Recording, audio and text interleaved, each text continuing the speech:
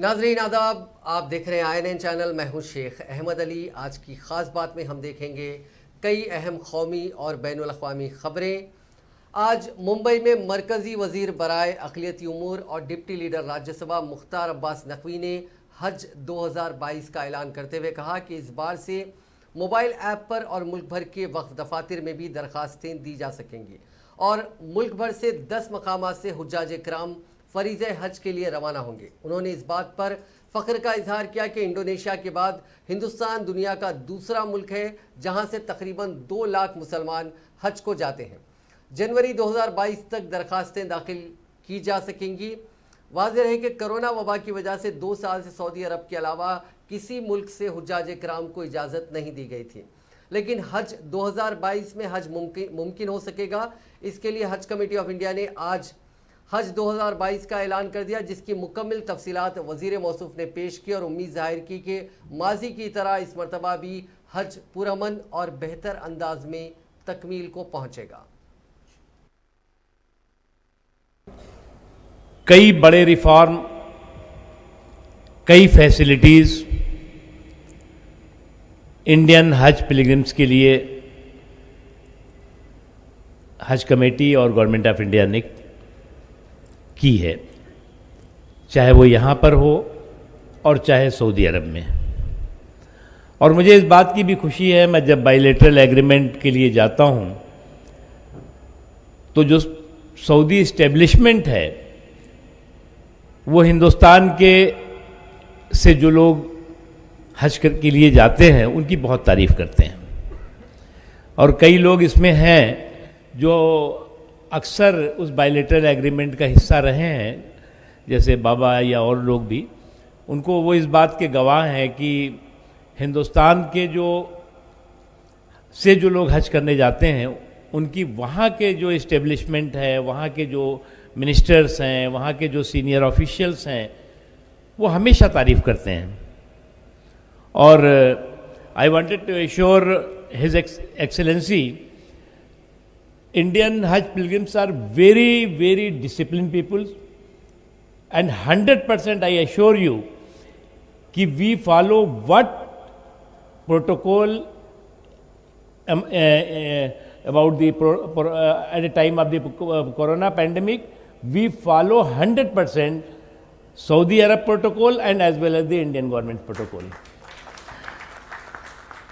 आज मुझे इस बात की खुशी है कि यहाँ पर हज 2022 का आज ऑफिशियल अनाउंसमेंट हो रहा है। हज 2022 कुछ नए रिफॉर्म्स के साथ है, कुछ नई फैसिलिटीज़ के साथ है, और 2 साल जैसा कि आप जानते हैं कि कोरोना पैंडेमिक की वजह। अब बात महंगाई की। दिवाली से कबल अवाम पर महंगाई बम जोरदार अंदाज में फूटा है। पेट्रोल डीजल के बाद कमर्शियल सिलेंडर के लिए LPG की कीमतों में आज से 266 रुपये का इजाफा हुआ। दिल्ली में 19 किलो के कमर्शियल सिलेंडर की कीमत आज से 2000 रुपये 50 पैसे होगी, जो पहले 1734 रुपये थी। घरेलू LPG सिलेंडर की कीमत में कोई इजाफा नहीं हुआ। काबिल जिक्र है कि बहुत ज़्यादा दिन नहीं हुए जब घरेलू LPG सिलेंडर की कीमतें भी बढ़ाई गई थी। कमर्शियल सिलेंडर की कीमतों में भी कुछ महीने पहले ही इजाफा किया गया था। अब लोगों को खौफ सताने लगा है कि कुछ दिनों बाद कहीं घरेलू LPG सिलेंडर की कीमतों में भी इजाफा ना कर दिया जाए। इससे कबल पेट्रोल डीजल की कीमतों में एक बार फिर इजाफा हुआ था। बैनुल अक़वामी मार्केट में खाम तेल की कीमतें बुलंद तरीन सतह पर रहने के दरमियान घरेलू सतह पर पेट्रोल और डीजल की कीमतों में महीने के पहले दिन यानी पीर के रोज़ मुसलसिल छठे दिन उछाल रहा। सरकारी तेल की मार्केटिंग कंपनियों ने इन दोनों की कीमतों में 35-35 पैसे फी लीटर का इजाफा किया, जिसके बाद दारुल हुकूमत दिल्ली में पेट्रोल 109 रुपये 69 पैसे फी लीटर और डीजल 98 रुपये 42 पैसे फी लीटर के रिकॉर्ड सतह पर पहुंच गया। हैदराबाद में पेट्रोल और डीजल की कीमतों में भी रिकॉर्ड इजाफा हुआ। हैदराबाद में पेट्रोल की कीमत में 40 पैसे का इजाफा हुआ, जिसके बाद उसकी कीमत 114 रुपये 12 पैसे फी लीटर तक पहुंच गई, जबकि डीजल की कीमतों में 42 पैसे का इजाफा हुआ, जिसके बाद उसकी कीमत 107 रुपये 40 पैसे फी लीटर तक पहुंच गई। बिहार में पटना के गांधी मैदान में 8 साल पहले हुए सीरियल बम ब्लास्ट मामले में एनआईए कोर्ट ने 9 दहशतगर्दों को सजा का ऐलान कर दिया। स्पेशल एनआईए कोर्ट के जज गुरविंदर सिंह मल्होत्रा ने 4 मुलजिमीन को फांसी की सजा सुनाई, जबकि 2 को उम्र कैद की सजा दी गई। 2 मुलजिमीन को 10 साल और 1 को 7 साल की सजा सुनाई गई। मौजूदा वजीर आजम उस वक्त के उम्मीदवार थे नरेंद्र मोदी। उनकी हुंकार रैली में 27 अक्टूबर 2013 में हुए बम ब्लास्ट मामले में जेल में कैद 10 में से 9 मुबैना दहशतगर्दों को बीते 27 अक्टूबर को मुजरिम करार दिया गया था। अगर हम इसके तफसीलात देखें तो एनआईए कोर्ट ने नोमान अंसारी, हैदर अली उर्फ अब्दुल्ला उर्फ ब्लैक ब्यूटी, मोहम्मद मुजीबुल्ला अंसारी और इम्तियाज़ अंसारी उर्फ आलम को फांसी की सज़ा दी है। साथ ही उमर सिद्दीकी और अजहरुद्दीन को उम्र कैद की सज़ा दी गई है। ये सभी 6 लोगों के अतराफ मुख्तलिफ मुकदमात दर्ज किए गए थे मुख्तलिफ सेक्शंस के तहत, जिसमें 302, 120B और UAPA एक्ट जैसे संगीन सेक्शंस के तहत ये मुकदमा दर्ज किया गया था। एनआईए के special public prosecutor Lalit Prasad Sinha ने इन सभी के लिए फांसी की मांग की थी। इनके अलावा कोर्ट ने अहमद हुसैन और फिरोज आलम उर्फ पप्पू को 10 साल और इफ्तिखार आलम को 7 साल की सज़ा सुनाई। खास बात यह है कि इफ्तिखार की सज़ा 7 साल पूरी हो गई है। कोर्ट ने कहा कि अगर किसी दहशतगर्द को इस फैसले के खिलाफ हाईकोर्ट में अपील करनी है तो वो 30 दिनों के अंदर कर लें, वरना सज़ा पर अमल किया जाएगा। बिहार के मुजफ्फरपुर ज़िले में गुज़िश्ता हफ्ते जहरीली शराब पीने से आधा दर्जन लोगों की मौत के मामले में 2 अलग अलग मामला दर्ज कराए गए हैं। इस मामले में अब तक 6 लोगों को गिरफ्तार किया गया है, जबकि कई लोगों को हिरासत में लेकर पुलिस पूछताछ कर रही है। पुलिस के एक अफसर ने पीर के रोज़ बताया कि इतवार को सिरिया थाने के मुअत्तल थाना इंचार्ज कमालुद्दीन के बयान पर 2 अलग अलग FIR दर्ज की गई। पुलिस के मुताबिक रूपोली में हुए अमवात को लेकर दर्ज FIR में 20 अफराद को नामजद किया गया। माफ़ कीजिएगा, इस FIR में नामजद लोगों के अलावा 20 दीगर अफराद को मुलजिम बनाया गया, जबकि सिवड़ी में हुए अमवात के लिए अलग दर्ज FIR में 13 लोगों को मुलजिम बनाया गया। SDP और राजेश शर्मा ने बताया कि 2 अलग अलग दर्ज FIR के ताल्लुक से अब तक 6 लोगों को गिरफ्तार किया गया है। दीगर मुलजिमीन को गिरफ्तार करने के लिए छापामारी की जा रही है। उन्होंने बताया कि कुछ लोगों को हिरासत में लेकर पूछताछ की जा रही है। दरमियान इन इलाकों में पुलिस के जरिए शराब कारोबार को लेकर लगातार छापामारी हो रही है। दूसरी तरफ ज़राए का कहना है कि अभी भी कई मुतासरा लोगों का इलाज चल रहा है। गौरतलब है कि पंचायत इलेक्शन में एक उम्मीदवार के फतेहयाब होने के बाद शराब पार्टी का इनेकाद किया गया था, जिसमें कई लोगों ने शराब पी थी। इसके बाद लोगों की तबीयत खराब होने लगी। जाए वाक़े से पुलिस ने शराब की बोतलें और कुछ होम्योपैथिक दवाएं भी बरामद की थी।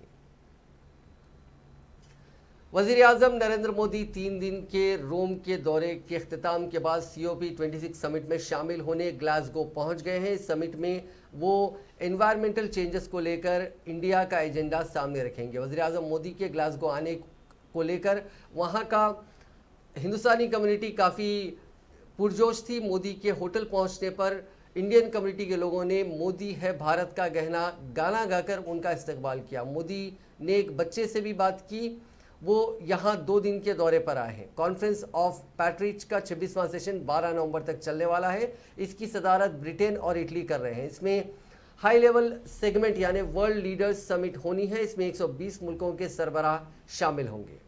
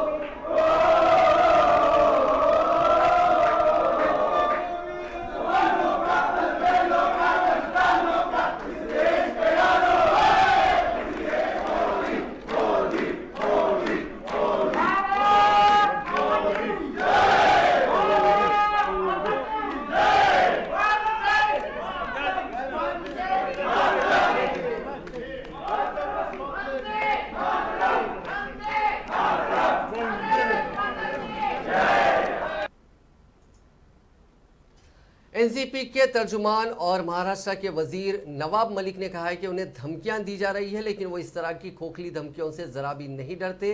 उन्होंने कहा कि वो असेंबली में जो बातें उठाएंगे उसके बाद बीजेपी के लोग रियासत में अवाम को मुंह दिखाने के लायक नहीं रहेंगे। नवाब मलिक ने कहा कि जिन पर इल्जामात थे वो जमानत पर रिहा हो चुके हैं और इल्जामात आयद करने वाले खुद कटघरे में खड़े हैं। फिल्म का सीक्वेंस तब्दील हो गया है, इसका असर तो होगा ही। जब तक ये मामला अपने मंतकी अंजाम को नहीं पहुंच जाता उस वक्त तक मैं खामोश नहीं बैठूंगा। उन्होंने कहा कि दूसरा कोई केपी गोसावी है या नहीं, लेकिन वो इतने खौफजदा है। दाऊद या ज्ञानदेव, यास्मीन या जास्मीन, काशिफ खान या काशिफ मलिक खान, इस फिल्म में नाम की तब्दीली का बड़ा खेल है, लेकिन नाम तब्दील करने से सच्चाई तब्दील नहीं हो जाएगी। नवाब मलिक ने कहा कि समीर वानखाड़े के खानदान के लोग रामदास अठावले और सोमिया से मुलाकात कर रहे हैं। इससे कबल समीर वानखाड़े अठावले से मुलाकात कर चुके हैं, जबकि पसमानदा तबकात के भी कुछ कायदीन से मुलाकात की है।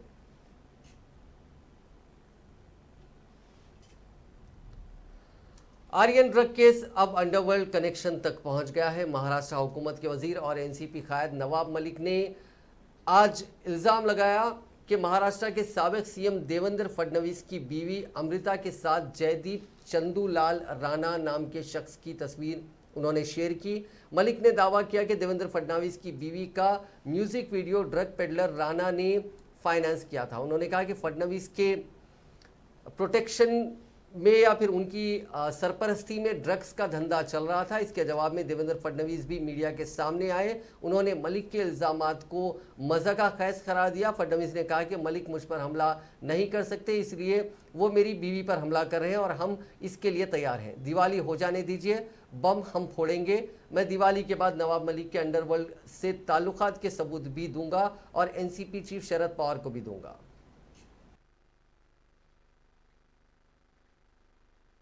टीम के साथ ये आए हुए थे, इनका कोई संबंध नहीं है।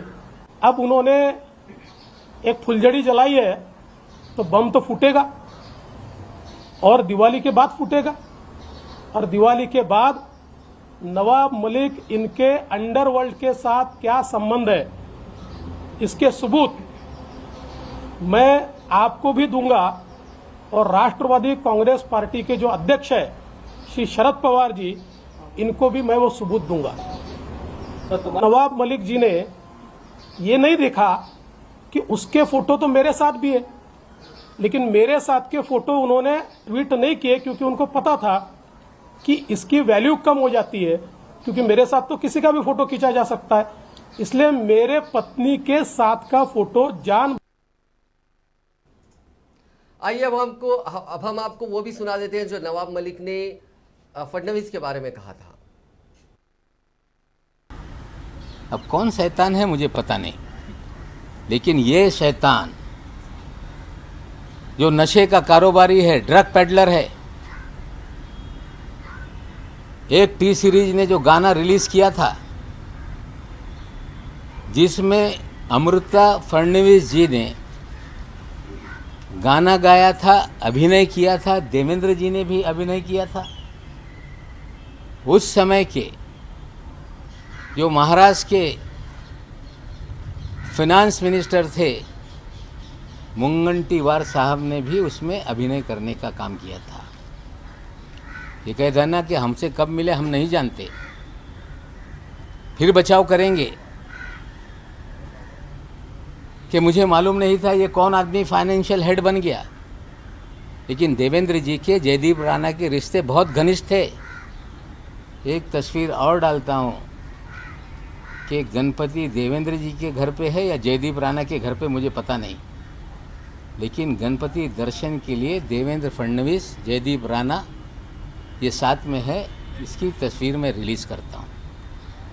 ये सिर्फ मामला इतना ही नहीं, मामला महाराष्ट्र में ड्रग के बड़े कारोबार का है।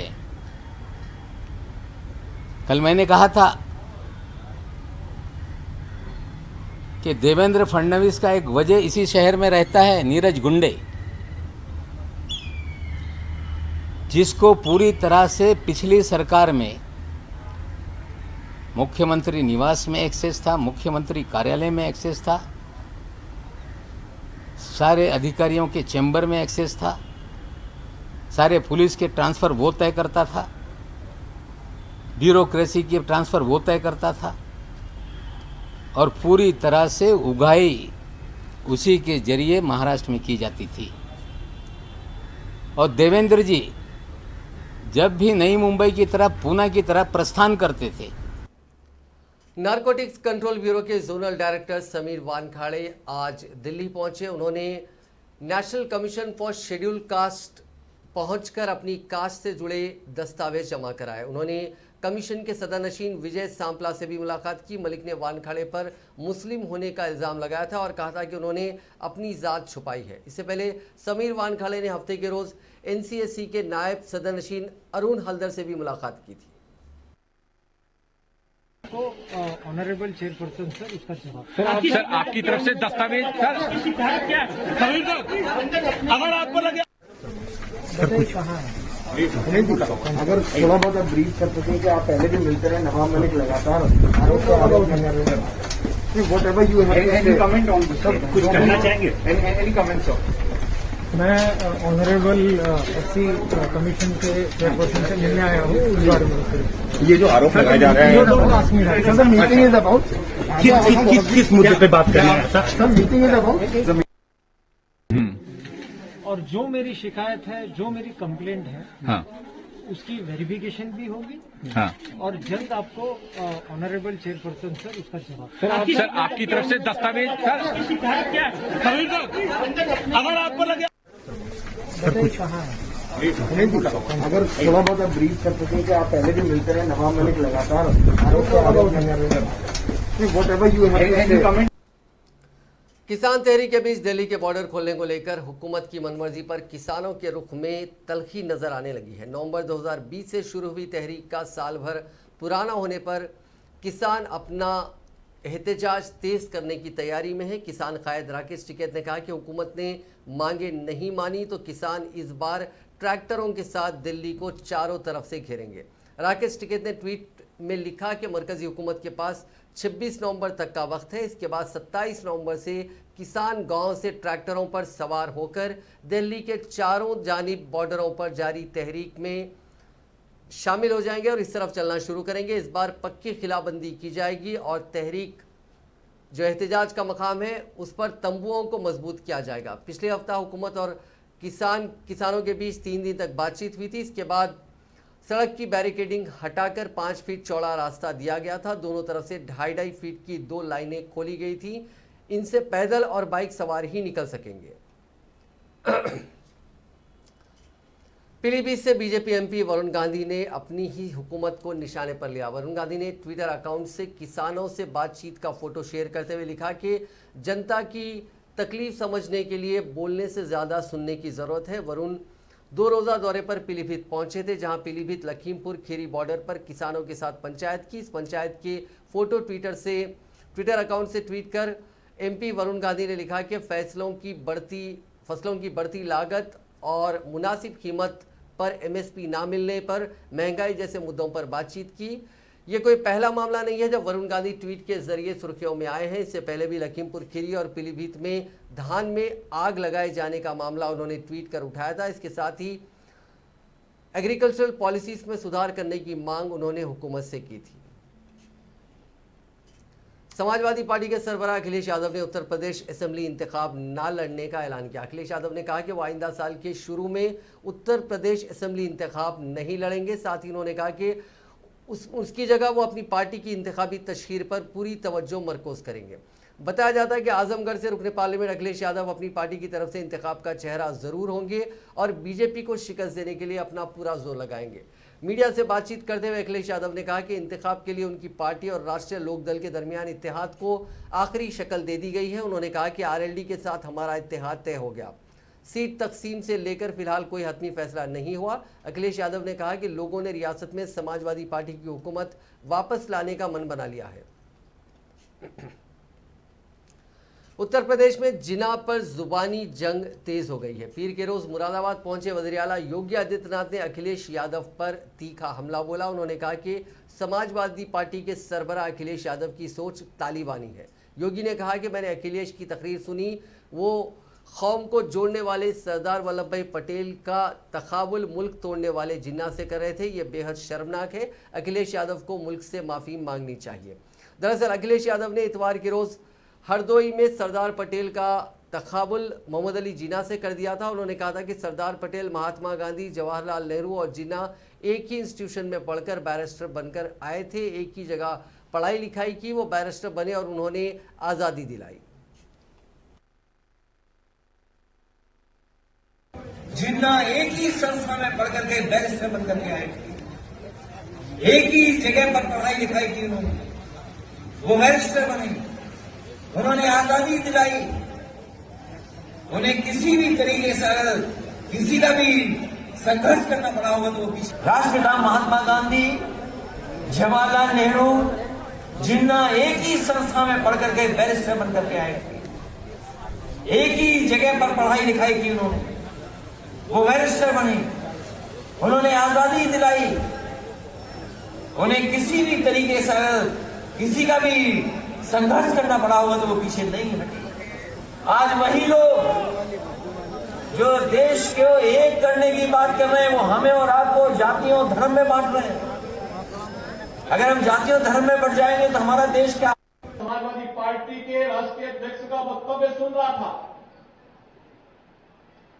वह देश तोड़क जिन्ना से इस राष्ट्र को जोड़ने वाले सरदार वल्लभ भाई पटेल की तुलना कर रहे थे। भाइयों बहनों, ये वक्तव्य अत्यंत शर्मनाक है। सरदार वल्लभ भाई पटेल भारत की एकता और अखंडता के आधार हैं, उसके शिल्पी हैं और वर्तमान में प्रधानमंत्री मोदी जी के नेतृत्व में एक भारत श्रेष्ठ भारत की परिकल्पना को साकार करने का कार्य किया जा रहा है।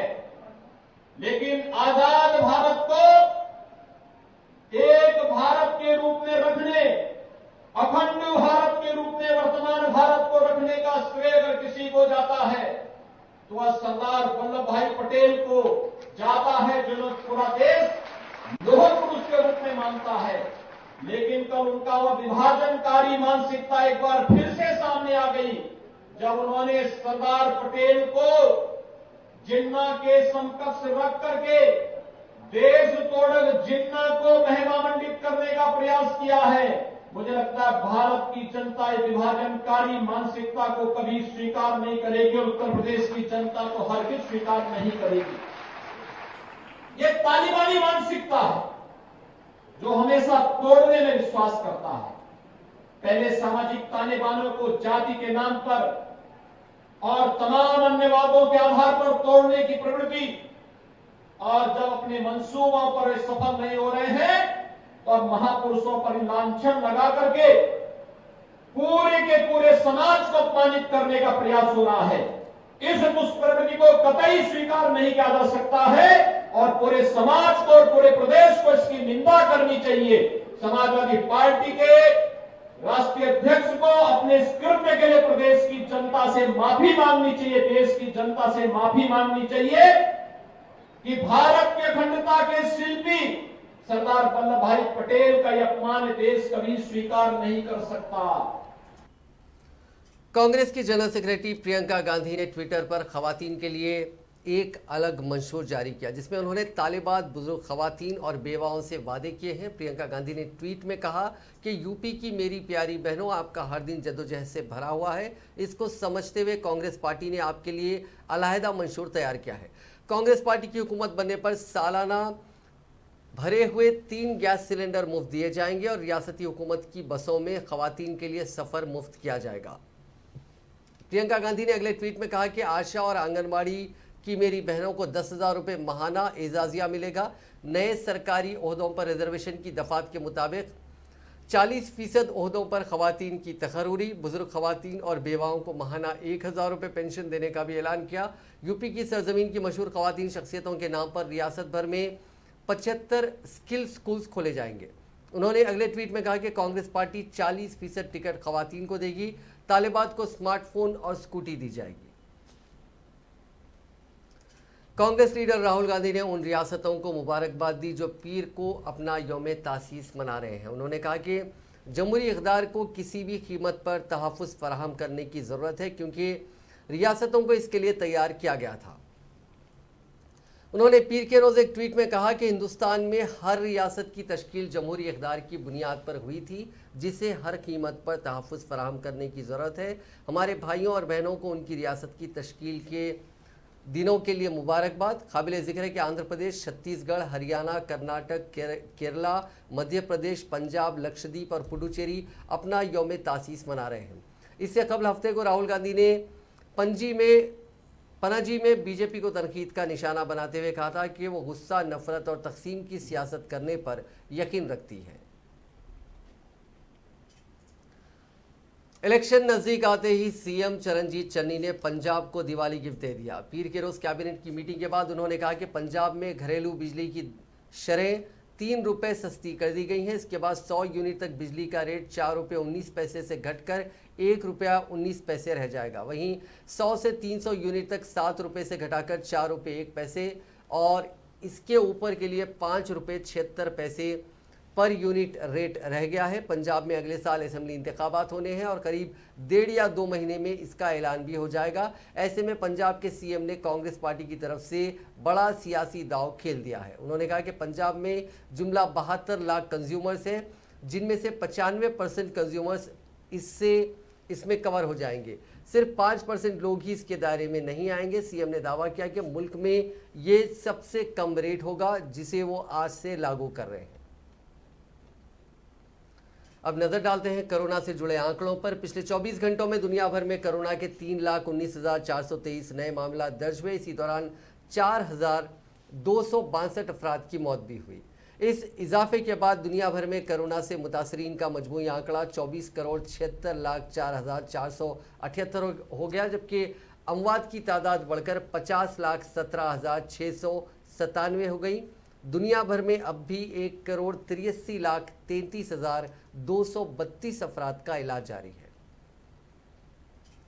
हिंदुस्तान में गुज़िश्ता 24 घंटों के दौरान कोरोना वायरस के 12,000 से ज़्यादा मामले दर्ज किए गए हैं और इस वबा से 251 लोगों की मौत हो गई है। दरअसल मुल्क में इतवार के रोज़ 12,77,542 अफराद को कोरोना के टीके लगाए गए और अब तक 1,06,31,00,000 से ज़्यादा अफराद को कोविड टीके लगाए जा चुके हैं।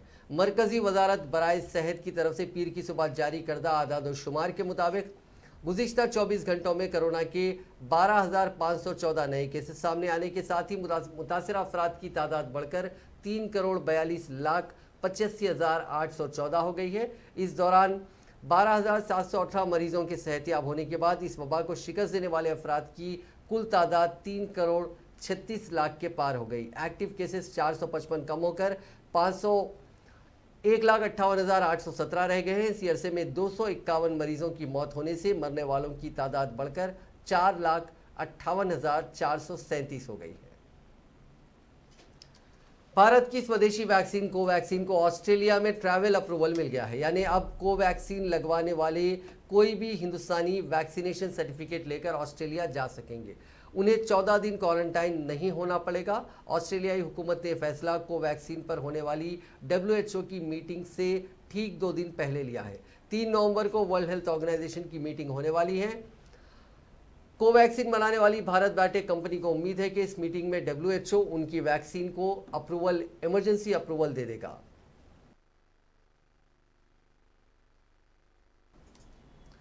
मरकजी वजीर सेहत व खानदानी फलाह बहबूद मनसुख मांडविया ने दिल्ली में डेंगू की खौफनाक सूरत हाल से निपटने के लिए रियासती हुकूमत और मरकजी हुकूमत के दरमियान बाहमी तालमेल पर जोर दिया और इसके पेश नज़र एक मुश्तरका एक्शन प्लान बनाने की बात की। मांडविया ने पीर को दिल्ली हुकूमत और मरकजी हुकूमत के सीनियर ओहदेदारों के साथ एक जायज़ा मीटिंग की और कहा कि तमाम म्यूनसिपल कॉरपोरेशंस, नई Delhi municipal council, cantonment board और दीगर स्टेक होल्डर्स भी डेंगू मच्छर पर काबू पाने की कोशिशों में शामिल किए जाएंगे। उन्होंने कहा कि घरों, होटलों, सनतों, पानी की टैंकों में जमा पानी को हटाया जाए और उन बस्तियों की निशानदेही की जाए जहां पानी इस्तेमाल के लिए ज़ख़ीरा किया जाता है।